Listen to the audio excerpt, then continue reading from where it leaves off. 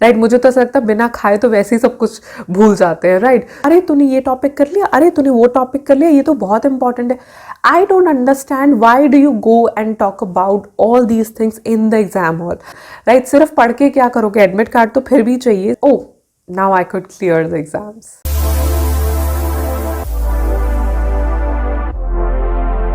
Hello friends, welcome back to my channel. I am CS Jaspreet. Welcome back to another special fun Saturday video. I hope you all are preparing for your December attempt, as December has arrived and I know that you all must be preparing in full force. So today I will tell you 10 tips for exam day success. Now this is a very different kind of a video, but a much needed video for all of us. Like whosoever sits in exams, these things are very very important.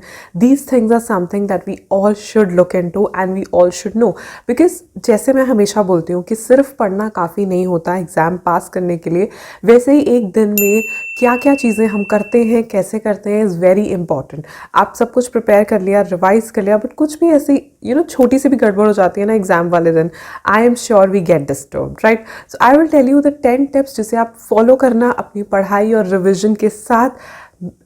Trust me that you will clear the exams very easily. Starting with the first point, waking up early. Now mostly हमारे जो exams हैं वो दोपहर के time में होते हैं, so the day we come back from exam उस दिन हम नॉर्मली बहुत टायर्ड होते हैं and we don't tend to study much. In the day of holiday of course we study, but the day of exam उस दिन का जो भी हमने पढ़ा होता है, I am sure that always stays in our minds, ठीक है। मेरे साथ तो ऐसा बहुत बार हुआ है कि जो भी मैंने सुबह पढ़ा वो एग्जैक्टली पेपर में आ गया and I wrote it down and I was so happy. So that is why ये बहुत इंपॉर्टेंट चीज़ है कि उस दिन पर्टिकुलर दिन जल्दी उठो, आपके पास ज़्यादा टाइम हो रिविजन का, तैयार होने का ऑफ कोर्स, राइट। एंड अपने जो इंपॉर्टेंट टॉपिक्स हैं, लाइक आपको लगता है कि इन टॉपिक्स में से तो आता ही आता है, वो टॉपिक्स को एक क्विक रिविजन देने का, ताकि आप इजीली क्लियर कर पाओ। जल्दी उठो और उस दिन के हर मिनट को प्रोडक्टिवली यूज़ करो, because that day matters a lot. Second, check the time and venue of the exam. तो ये जो एक इंस्ट्रक्शन है या टिप है, ये फर्स्ट डे ऑफ एग्ज़ाम बहुत इंपॉर्टेंट होता है, बिकॉज कभी कभी हमें पता ही नहीं होता कि कौन से कॉलेज या कौन से यूनिवर्सिटी में जाना है। And also I have learn this कि अपने वेन्यू पे आप थोड़ा बिफोर हैंड पहुँचो। थोड़ा ज़्यादा पढ़ने के चक्कर में ऐसा ना हो कि आप एग्ज़ाम हॉल में लेट पहुँचो, because if you reach late, right, specially for CA exams जहाँ आपको 15 मिनट्स रीडिंग के मिलते हैं, आपको एंट्री तो मिल जाती है, बट ऑलरेडी एग्जाम पैनिक होता ही है, एग्जाम स्ट्रेस होता ही है। लेट जाने से और ज़्यादा पैनिक और ज़्यादा स्ट्रेस क्रिएट मत करो, कोई ज़रूरत नहीं है, right. So to avoid that अपने वेन्यू पे थोड़ा पहले पहुंचो। And of course the timings पे हमेशा ध्यान दिया करो, एडमिट कार्ड के ऊपर लिखी होती हैं। Third, have a balanced breakfast. Now if you are somebody, मुझे ऐसा लगता है like CA के एग्जाम्स दोपहर में होते हैं, so I prefer having like a breakfast and a lunch together kind of a meal.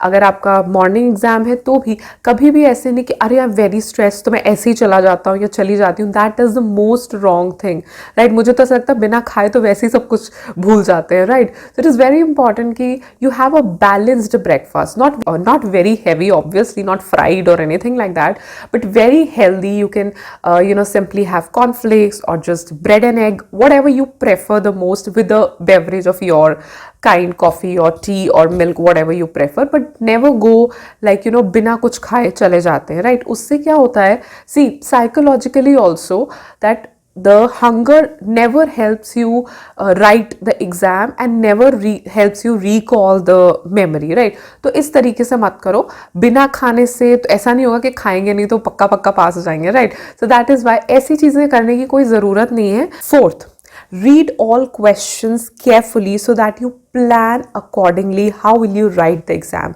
ये तो बहुत ही इंपॉर्टेंट चीज़ है, बिकॉज एज वी नो कि CA, CS, CMA में ऐसा कुछ नहीं है कि हमें पेपर 1 to 10 ही करना होता है। You can do any question first, ठीक है। तो हमेशा पेपर को ध्यान से पढ़ो ताकि आप उसे प्लान कर सको। अगर आपने पेपर क्वेश्चंस ध्यान से पढ़े ही नहीं है तो आपको पता ही नहीं चलेगा, right.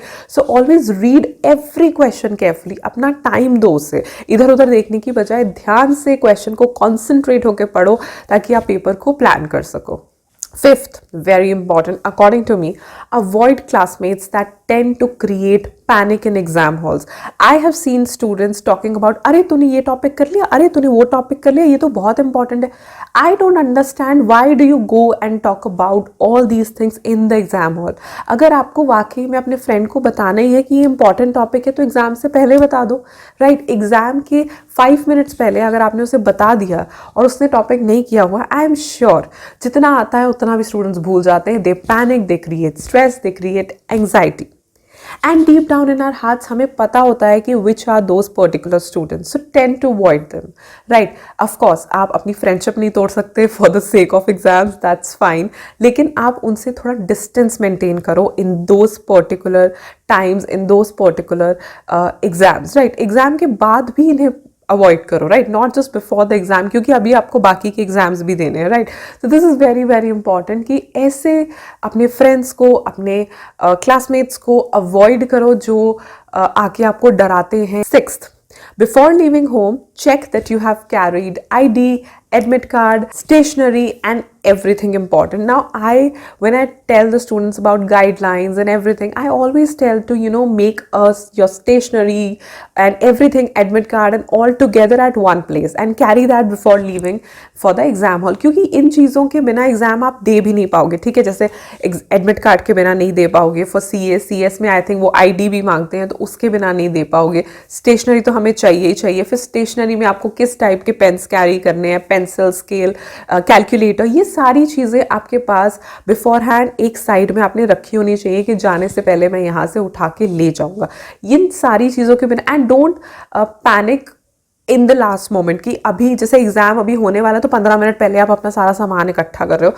That is also wrong, ठीक है. वही आप एक दिन पहले 2 मिनट लगेंगे, सारा सामान आप एक साथ रख के एक कॉर्नर पे रख लो कि एग्जाम हॉल में जाने से पहले मैं ये सारी चीज़ें ले जाऊंगा, वापस आके वहीं पे रख दो. They are very essential, right. सिर्फ पढ़ के क्या करोगे, एडमिट कार्ड तो फिर भी चाहिए, स्टेशनरी चाहिए, सब कुछ चाहिए. एंड बिफोर हैंड इन सारी चीज़ों को परचेज भी कर लो, like I am talking about the stationery, right. 7th, begin answering the questions that you are most confident about. Like I told you, कोई ऑर्डर नहीं है आंसर करने का, तो वही क्वेश्चन को आंसर करो जो आपको अच्छे से आता है, right. Start answering the questions जो आपको पता है कि ये क्वेश्चन मुझे अच्छे से आता है, ताकि ऑफ कोर्स एग्जामिनर पे हमें इंप्रेशन डालना होता है कि हमें पेपर आता है. So obviously start with the questions, चाहे पेपर प्रैक्टिकल है चाहे थ्योरी है, जो भी क्वेश्चन आपको पता है कि मुझे 100% आता है एंड आपको अच्छे से आता है, तो वही क्वेश्चन के साथ अपने पेपर को स्टार्ट करो. Course it will form a good impression on the examiner as well, and secondly it will boost your confidence as well. जब आप ऐसा 1-2 क्वेश्चंस कर लोगे ना शुरू में, तो अपने आप आपको ऐसा लगेगा that oh now I could clear the exams.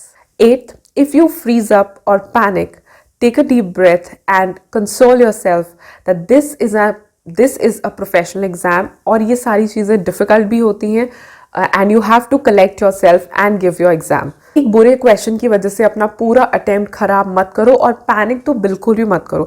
The moment you'll panic, the moment you'll stress out, वहीं पे आपका सारा का सारा पेपर जो है वो खराब हो जाएगा and you don't want that. तो कहीं पे भी आपको लगता है कि मुझे पैनिक हो रहा है, मुझे कुछ याद नहीं आ रहा है, तो 2 मिनट रुक जाओ, पानी पी लो and think about it. Give yourself the time, नहीं I am prepared, I am revised, I can do it, और फिर लिखना शुरू करो. 9th, Don't be afraid to ask the invigilator in case of any doubt.